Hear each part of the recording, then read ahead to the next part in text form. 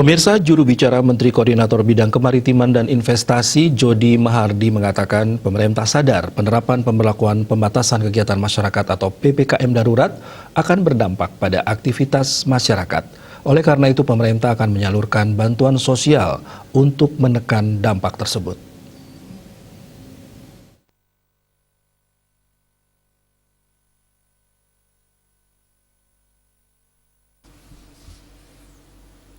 Saat memberi keterangan pers di kanal YouTube Sekretariat Presiden Sabtu 3 Juli 2021 dipantau dari Denpasar, juru bicara Menteri Koordinator Bidang Kemaritiman dan Investasi Jody Mahardi menjelaskan ada 8 bantuan sosial disiapkan untuk menekan dampak ekonomi PPKM darurat, yakni perpanjangan bantuan sosial tunai, stimulus program kelistrikan diperpanjang 3 bulan, percepatan penyaluran BLT desa, percepatan penyaluran PKH triwulan ketiga pada awal Juli 2021, percepatan penyaluran kartu sembako, penambahan target bantuan produktif usaha mikro bagi 3 juta penerima baru, melanjutkan program prakerja dan insentif usaha.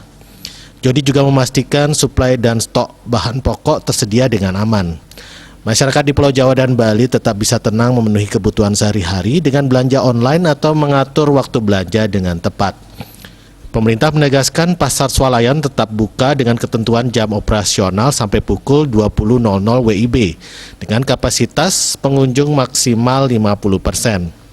Sedangkan warung makan, rumah makan, kafe, pedagang kaki lima, lapak jajanan hanya menerima delivery atau take away dan tidak menerima makan di tempat.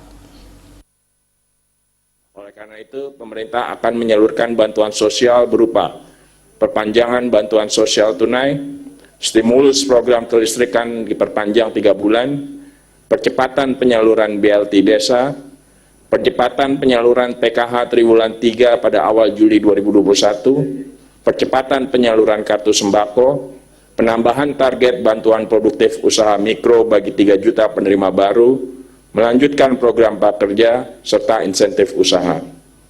Suplai dan stok bahan pokok tersedia dengan aman. Masyarakat di Pulau Jawa dan Pulau Bali harap tetap bisa tenang memenuhi kebutuhan mereka sehari-hari dengan belanja online atau mengatur waktu belanja dengan tepat.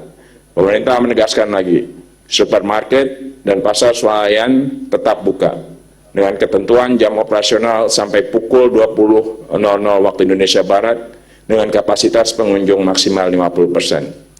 Sedangkan warung makan, rumah makan, kafe, pedagang kaki lima, lapak jajanan hanya menerima delivery, take away, dan tidak menerima makan di tempat.